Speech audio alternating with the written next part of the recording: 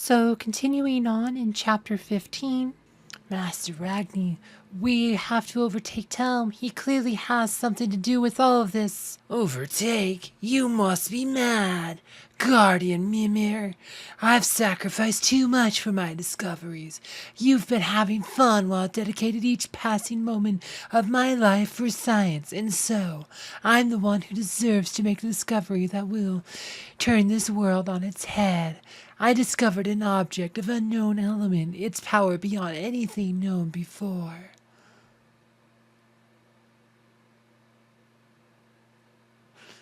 Over the rainbow? Don't be fooled by the enchanting view of the bridge, for it leads into deeper halls. Nobody knows what goes on down there now.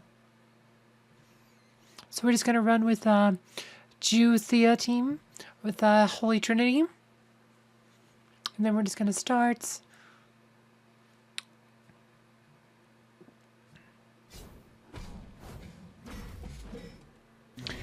Black seal flows through the moment in front of me.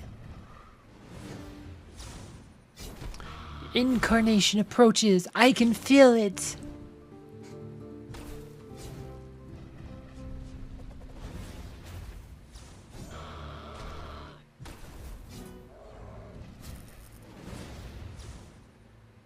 Alright, so see how that mage right there in the back, like he's a healer, right? See how he's silenced? He can't heal while he's silenced, right? Because he can do a lot of healing, which can make him really hard, does these fights really hard. It's part of the reason why you bring Thea, but also Ju, who's now attacking him, because Ju attacks the back line.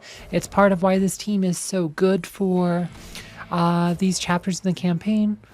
Because I said, like, and I also have Mara is a patron for Thea, so her silence actually lasts 9 seconds instead of the usual 3.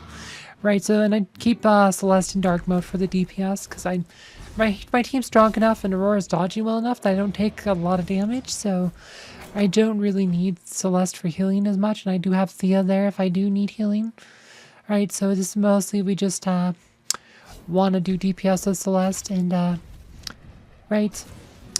Right, so there's no mage in this one, but those healer guys, they're probably the toughest part about these chapters, is that they can do a lot of healing, make it really hard to win. Like, so you have to have an answer for the healers. So the combination of Silence and Jew really works, and Jew and Thea are pretty decent heroes overall. Right, they're just good. They're good in the campaign in general. Thea's really good in PvP.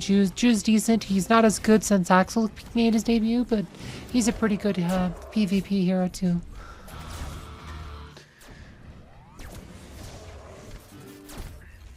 Right, and Aurora's just going to do some 80 damage.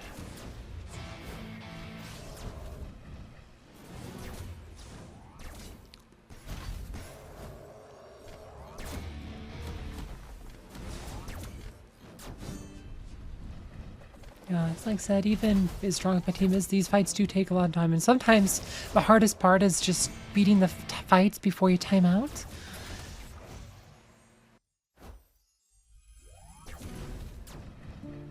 I mean, there was, like I said, like when I was weaker, it's like, I wasn't able to survive. I just was timing out on some of these fights, right? Like, so that is like one of those things that you do run into sometimes, like until you get really strong, is you will just simply time out.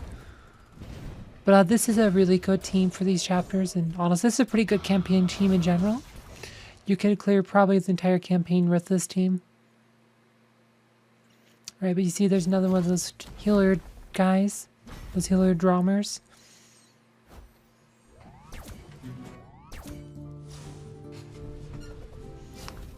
So there it is, Jew's attacking him.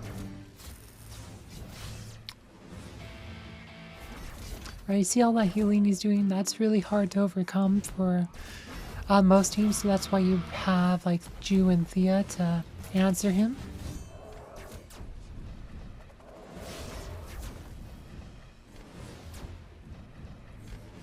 Right now he's silenced, and he is probably going to die right now. There you go.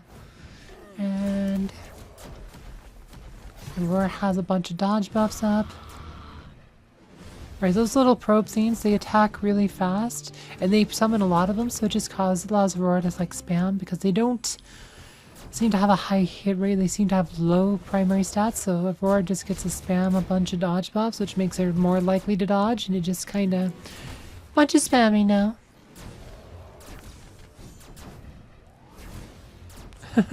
Six up at a time.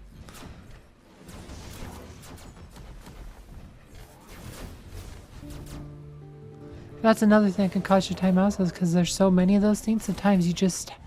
Right, they will spawn faster than you can kill them, so it's like I said, you do have to have some pretty decent DPS to get through these chapters. Alright, and that should do it. Alright, that was Over the Rainbow. And we'll look at the info. Look at Aurora. It actually did a lot of DPS on that fight because of, right, all the spamming. And then, of course, Ju was top. Celeste and Sebastian also do pretty good DPS. I have all of around Sebastian, but if I had Albus, he'd probably do more, almost as much as Aurora in this fight, maybe even more. Like, Albus on Sebastian, you know, allows Sebastian to do a lot of DPS because he gets the bonus that gets to do pure damage and critical hits. So in a physical team with a hero like Ju or Sun, he does get to do a lot of DPS, especially if Albus is his patron. But yeah, no, it's like just kind of like it's a pretty good team in general, and then damage taken, healing. Didn't need a lot of healing, right? So I kept Celeste in DPS mode. Anyway, I hope you guys found this video informative. Thank you for watching.